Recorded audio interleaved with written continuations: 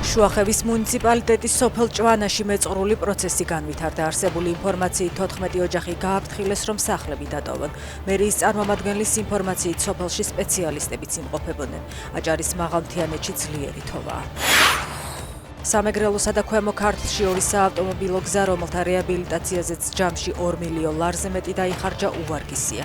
საუბარია მარნეული, ლომთაგორა, ალგეთისა და ჩხოროწყუს სოფელ ახუთის გზებზე. სუსის ცნობით სამუშაოების შემსრულებელი შპს-ების ხელმძღვანელი პირები დააკავეს ან პასუხისგებაში მისცეს.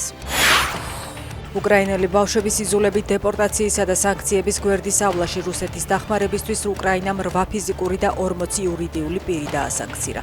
სანქცირებულ ფიზიკურ პირებს შორის არიან რუსეთის, აზერბაიჯანის, სინგაპურისა და ახალი ზელანდიის მოქალაქეები. იურიდიული პირების სიაში კი შედიან კომპანიები რუსეთიდან, ჰონკონგიდან, არაბთა გაერთიანებული საამიროებიდან, ტაილანდიდან, თურქეთიდან, ინდოეთიდან და სინგაპურიდან. რუსეთში იაკუტსკში მინივენის ტიპის ავტომობილი, რომელსაც 8 ადამიანი გადაყავდა, გაყინულ მდინარეში ჩავარდა. დაიღუპა 2 ადამიანი, მათ შორის ბავშვი. რუსეთის საგანგებო სიტუაციების სამინისტროს ცნობით, ავტომობილი აკრძალულ ზონაში ყინულზე მოძრაობდა, რა დროსაც მდინარის ერთ-ერთ შენაკადში ჩავარდა.